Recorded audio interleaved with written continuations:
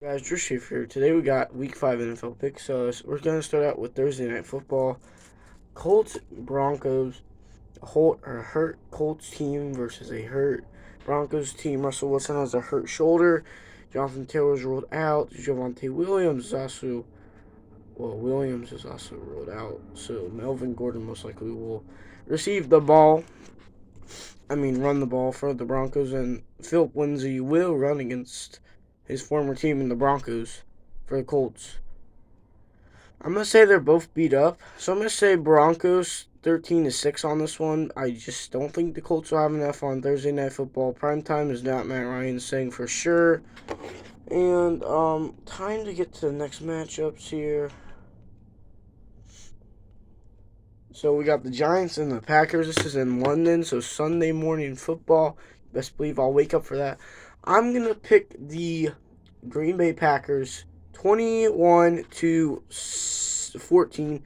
It's not going to be as great of a game as they're advertising, but, it's still going to be a decent game. I think Daniel Jones throws a pick that seals the win for the Packers. We got Pittsburgh and Buffalo. Now, this is going to be a good one. Kenny Pickett gets his first career start in Buffalo, which Nathan Peterman is a Bill. He's now a Bear. Show's up there. Kind of see him. I'm going to have to pick Buffalo. They're going to ruin Kenny Pickett's chance, aren't they? I'm going to say 28-7. Kenny Pickett, he did have 2 rushing touchdowns against the Jets. Was not enough because Zach Wilson. The Browns and the Chargers. Ooh, this one's going to be a good one. I think that the Browns and Chargers are equal. The Jaguars did destroy the Chargers week 3. The Chargers are trying their best. And the Browns, with Jacoby Brissett, trying to get at least in a spot where once Deshaun comes back, they have a chance for a playoff spot. And I believe that Deshaun Watson was a huge waste of money. But I'm going to have to go with the Cleveland Browns here. I'm going to say 27-17. The Browns, they're the Browns, so they're going to win. They're either going to find a way to blow a lead and lose, or they're going to find a way to blow a win, or they're going to find a way to steal the win. We got Houston and Jacksonville, known as the Toilet Bowl from last year. Now, the Toilet Bowl sucked last year. Texans won them both, and they also beat the Titans and the Chargers. Those were the 4 wins for the Texans last year. I'm sorry. I think Jacksonville's a better team this year. 3-1. There you go, baby. Jags. How about that? If the Jags somehow make a playoff spot, I swear, if they make a playoff spot, then I will, considering I'll have a job by then, I'll give away some Robux on my main channel, or maybe Google Play card. Just make sure that you don't directly. I'll tell you once I get it. Okay. Jacksonville, I think they win this one. I'm going to say 22-7. It's going to be a low-scoring game for the Jags. Super low-scoring game for the Houston Texans, who are still going to be the last team without a win. I never thought that was possible. The Bears and the Minnesota Vikings. Justin Fields has not beaten the Vikings once in his career. Pretty sure he didn't play one of those games, too. He's 0-1. I still think Fields has potential, which is why I'm going to have to go with the Bears. I think they'll get the win. Justin Jefferson and Kirk Cousins barely beat Andy Dalton, so, I think that's pretty much. That's something that you guys take into consideration. Of course, the Saints, Chris Olave, Michael Thomas. I don't think Michael Thomas played. Chris Olave, they had a stellar defensive performance. The Vikings, they held the Saints to 25 points. I shouldn't say stellar, but it was pretty decent. Saints came back and almost won. I mean, tied it. Let's say here 30. No, it's not gonna be that high scoring. It's the Bears, 14-10. You know, the Bears are gonna get the win. Detroit versus New England. New England is probably starting Bailey Zappi, and huge fan of Bailey Zappi, by the way. He almost beat the Packers. Heck yeah.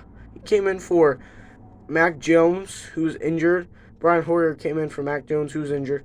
And then Brian Hoyer, who has a concussion, will not be able to play. And unless the Patriots sign somebody today, which is Thursday, like late at night, Thursday, or Friday, or maybe even Saturday, if they really need to, Bailey Zappi's gonna, he's gonna get a start. I don't think that they're gonna lose. I think the Patriots are winning this, 35-28. It's gonna be a close game. Remember, the Lions are one of the best teams when it comes to scoring. One of the worst teams when it comes to allowing points. They score an average of 35 points a game, and they allow 35.3 points per game. So, I mean, and speaking of that 35 points, I already said 35. They're going to give up 35 to the Patriots. I don't think it's a question. It's more like an answer.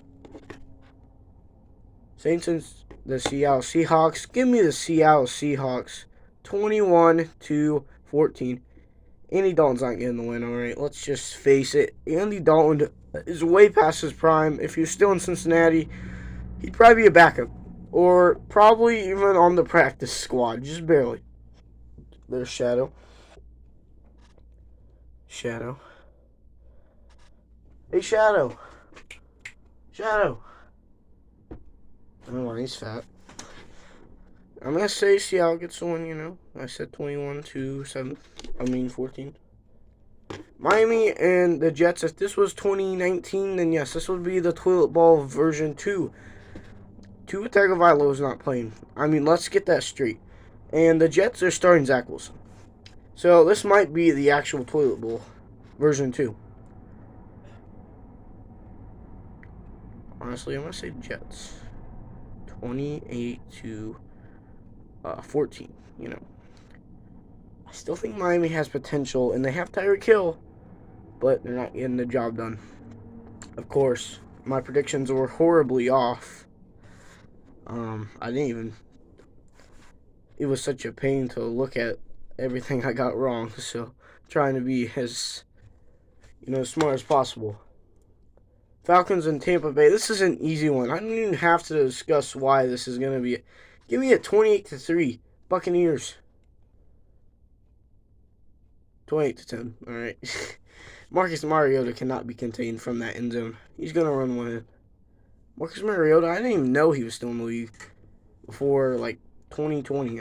I swear he retired after Tennessee replaced him with Tannehill. I swear. Maybe I'm wrong. Tennessee and Washington. Speaking of Tennessee, they face an easy Washington team. Carson Wentz in this time with Indy never beat the Titans, and I still believe that trend continues with Washington. He's not beating the Titans. It's going to be 24-7. It's not even going to be a contest. Why are we even talking about this game? Let's move on. Panthers and Niners. Give me the Niners. And I'm going to say this is probably a pretty bad prediction. I'm going to say 42-17. Of course, it could go either way because they're both good squads. I know the Panthers are a good squad. Baker Mayfield, you're not trash. You just can't have too many turnovers, and you can't perform badly. The Battle of the Birds, the Eagles and the Arizona Cardinals. Give me the Arizona Cardinals, 28-27. No, 28-24. I think the only undefeated team's going down to the Cardinals. Of course, I could be wrong again. I mean, I don't know why the Eagles are undefeated. Probably one of the easiest schedules. They almost lost to Jacksonville, but, Jacksonville's good this year, so. Dallas and Los Angeles, Cooper Rush, he has not been defeated. And, that trend's going to continue. He's going to go 5-0. And speaking of 5-0, that's impressive. just to come in for an injured Dak Prescott, not once but twice before. It's just crazy. All right. So, Dallas and Los Angeles, I'm going to say 22-14. It's going to be relatively close. Cooper Rush. If you're going to lead another game-winning drive, it's going to be tight, and they're going to go score a touchdown and miss the extra point, yeah. That's what I'm betting on. The Bengals and the Ravens. Give me the... You see, I want to say Bengals, but the Bengals suck. So let's give me the Ravens, 28-21. It's going to be a close game. Always close. And the final one of the day should be Monday Night Football. It is Vegas and Kansas City. KC, baby. KC is not losing to the Raiders of all teams. I mean, I get the Raiders. They're good. Their only concern is quarterback. That's the only concern. So I'm going to say here, and I'm going to say this very clear, 17-6. And I know it's a low-scoring game, but, the Chiefs, they can't always score too many points. I mean, this is not 2020. It's not your year, okay? I mean, maybe you guys win the Super Bowl, but it's not your year when it comes to, big scoring. If you guys make the playoffs, which I'm assuring you probably will, there's a decent chance unless Mahomes gets hurt. You guys are probably making the playoffs. You guys are probably going to make it past the wild card. If you even have to play the wild card, you might get the first round bye. You'll probably win in the divisional round. You'll probably win the conference, but, Super Bowl, maybe you'll lose. It depends on who you go up against. It could be the freaking Commanders. What if they made the playoffs? Anyway, KC, I'm going to end this video here.